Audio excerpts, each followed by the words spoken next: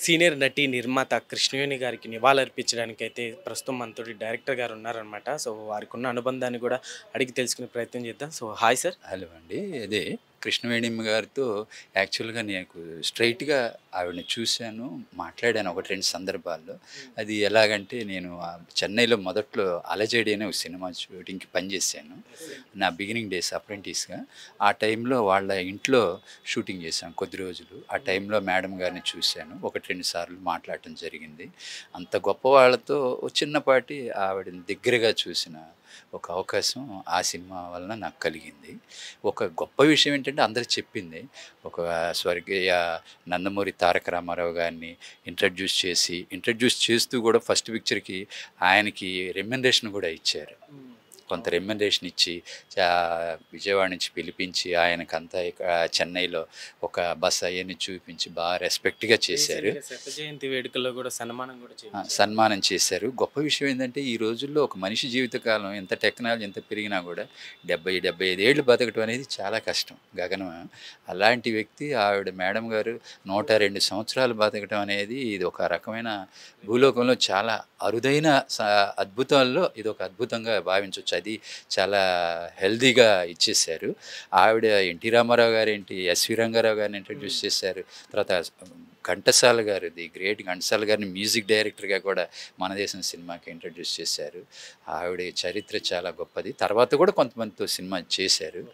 But అంతేకాక madam గారు కృష్ణవేణి గారు కూతురు అనురాధాదేవి గారు కూడా ఆ లెగసీని కంటిన్యూ చేశారు. ఓకే. అయితే చేసి సార్ కంటిన్యూ చేసినప్పుడు ఇప్పుడు ఇంతకుముందు మనం చూసుకుంటే కృష్ణవేణి గారు, సీనియర్ ఎన్టీఆర్ అట్లానే ఘంటసాల వారికి ఇప్పుడు సీనియర్ ఎన్టీఆర్ గారు ఎంత సక్సెస్ సాధించారో మనందరికి తెలిసిందే కదా! అయితే అవకాశాలు లేని టైంలో కావచ్చు, అట్లానే ఇప్పుడు ఈ జనరేషన్‌లో అంటే వాళ్ళ ఫ్యామిలీలు ఇప్పుడు చూసుకుంటే చాలామంది హీరోలయ్యారు కదా!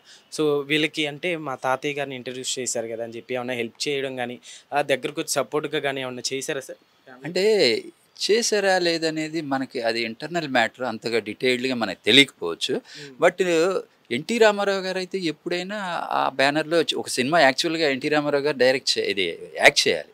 వాళ్ళ బ్యానర్‌లో ఇప్పుడు కాదు 1979, 80 ఆ టైంలో. అయితే ఒక సబ్జెక్టు దగ్గర కొద్దిగా అది బాలేదండి. అది కొంచెం యాంటీగా ఉంది అని కొద్దిగా చెప్పారు. బట్ అది ఆహ్, ఎన్టీ రామారావు గారికి మేడం గారంటే వాళ్ళ ఫ్యామిలీ అంటే అనురాధాదేవి గారంటే ఎంత ఎఫెక్షన్ అంటే హ్మ్. ఆ సినిమా రిలీజ్ అయ్యి వేరే హీరోతో చేశారు ఒక డైరెక్టర్. ఎన్టీ రామారావు గారు రిజెక్ట్ చేసిన తర్వాత. వేరే హీరోతో చేసి అది ఫెయిల్యూర్ అయింది. హ్మ్. ఫెయిల్ అయిన తర్వాత ఆ సినిమా ప్రివ్యూకి పిలిస్తే ఆయన కోప్పడ్డారు డైరెక్టర్ గారి మీద. అవును. ఎందుకు మేడం గారితో ఈ సబ్జెక్ట్ వద్దు అని అన్నా కదా! అమ్మగారిని ప్రొడ్యూసర్‌గా మళ్ళీ ఎందుకు ఈ సినిమా తీయించారు? అది కరెక్ట్ కాదని కోప్పడ్డారు కూడా. అంత మంచి రెస్పెక్టు హైలీ రెస్పెక్ట్ అనమాట. అయితే ఆ రెస్పెక్ట్‌తోనే అనురాధాదేవి గారు, అక్కినేని నాగేశ్వరరావు గారు, దాసనారాయణరావు గారు ది గ్రేట్ డైరెక్టర్ దాసరి గారితో సినిమాలు చాలా తీశారు. తర్వాత ముప్పలేని శివ గారితో తీశారు. ముప్పలేని శివ గారి డైరెక్షన్‌లో ఒక 2, 3 ప్రాజెక్టులు తీశారు. దానికి మనవడు కోటి వీళ్ళు కూడా పనిచేశారు. నేను కూడా 1, 2 సందర్భాల్లో ఆ షూటింగ్ చూశాను. ఇప్పుడు 'ప్రియ ఓ ప్రియ'. వారసత్వంగా వాళ్ళ తర్వాత నెక్స్ట్ జనరేషన్ ఎవరైనా వచ్చారా సార్ అట్లా? అంటే ఆ సినిమాకి మేడం గారు అల్లుడు గారు ఒక ఆయన ప్రొడ్యూసర్ అన్నారు కిరణ్ గారని. నేను అనుకుంటున్నాను నెక్స్ట్ జనరేషన్‌లో మనవరాళ్ళు వాళ్ళు కొంచెం లెగసీ కంటిన్యూ చేస్తారని అనుకుంటున్నా. కొంచెం అనురాధాదేవి గారు ఉన్నారు కాబట్టి ఆ పిల్లలు కూడా నెక్స్ట్ లెగసీ కంటిన్యూ చేయాలని కోరుకుంటున్నాము. అందరూ ఎందుకంటే ఈ కృష్ణవేణి గారి పరంపర తర్వాత మీర్జాపూర్ జమీందారు గారు ఎవరైతే మీర్జాపురం రాజా గారు ఉన్నారో హ్మ్. ఆవిడ ఆయన వైఫు మేడం గారు కృష్ణవేణి గారు అది ఇంకా కంటిన్యూ అవుతుందని ముందు ముందు కావాలని తెలుగు సినిమా ఇండస్ట్రీలో కృష్ణవేణి గారు చిరస్థాయిగా నిలిచిపోయేలాగా ఇక్కడ మన ఫిలిం నగర్లో కొంతమంది విగ్రహాలు అయి పెట్టారు. Yes sir. అలాగా ఒక విగ్రహం కూడా దాసరి గారు మన రామనాయుడు గారు తర్వాత ఇంకా కొందరు వాళ్ళ పక్కనే కృష్ణవేణమ్మ గారి విగ్రహం కూడా ఒకటి పెట్టి ఆవిడ్ని గౌరవించుకోవడం అది మనల్ని మనం మన తెలుగు సినిమా ఇండస్ట్రీయే గౌరవించుకున్నట్టుగా అవుతుంది. అలా మన ప్రొడ్యూసర్ కౌన్సిల్ అనేది చొరవ తీసుకుంటే అది చాలా వాళ్ళకి పెద్ద విషయం కాదు.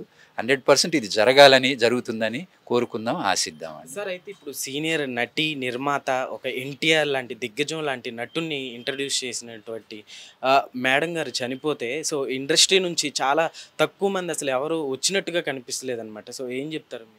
అంటే ఇది దురదృష్టకరం. నిజానికి చాలామంది రావాలి. అయితే ఏంటంటే దీనిలో ప్రొడ్యూసర్ కౌన్సిల్ వాళ్ళు కానివ్వండి, కొంత ఇనిషియేషన్ ఇంకొంత తీసుకునుంటే దానికి ఒక ఎక్స్‌పోజర్ తీసుకొచ్చి కొంచెం బాగా గ్రాండ్ స్కేల్‌లో అంతిమయాత్ర అనేది జరగాల్సిన అవసరం ఉంది. బట్ దురదృష్టవశాత్తు అనుకున్న రీతిలో అంత జరగలేదు. కొన్ని దురదృష్టకర పరిణామాలు అవి పెద్దవాళ్ళు వాళ్ళు చేసి పూనుకోవాల్సిన విషయం.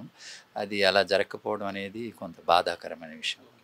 Okay sir. సార్ మీరు చెప్పండి. మీకు ఎట్లా ఉండేది సార్ హ్మ్. సార్ నా పేరు కోటేశ్వరరావు. నేను ఈ సినిమాకి కృష్ణవేణి గారు వాళ్ళ కూతురు అనురాధాదేవి గారు తీసిన సినిమాకి నేను అసిస్టెంట్ డైరెక్టర్‌గా జాయిన్ అయ్యాను.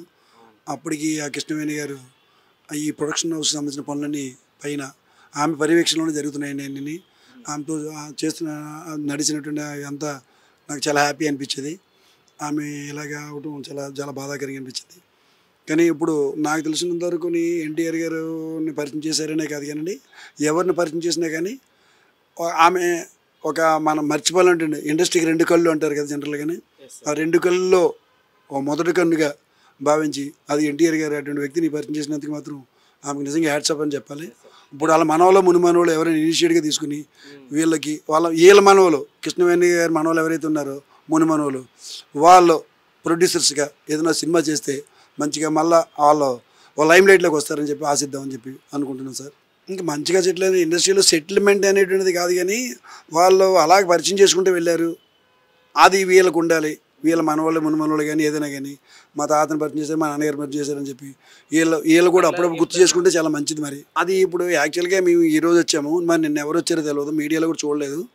మరి ఇంకా రేపు ఎల్లుండి వస్తారేమో చూద్దాము. రేపు వచ్చే ఆదివారం అయితే మాత్రం ఈ కార్యక్రమం ఎక్కడ పెడుతున్నారట. ఆ రోజు కూడా అందరూ రావచ్చేమో. మనం ఈ 11 రోజులు కంప్లీట్ అయిపోయి ఈ కార్యక్రమం అయిపోయిన తర్వాత ఈ విషయాలు మాట్లాడుకుంటే చాలా మంచిదని చెప్పి మనం అనుకుంటున్నాము. ఓకేనా సార్? Thank you. ఓకే అండి. Thank you.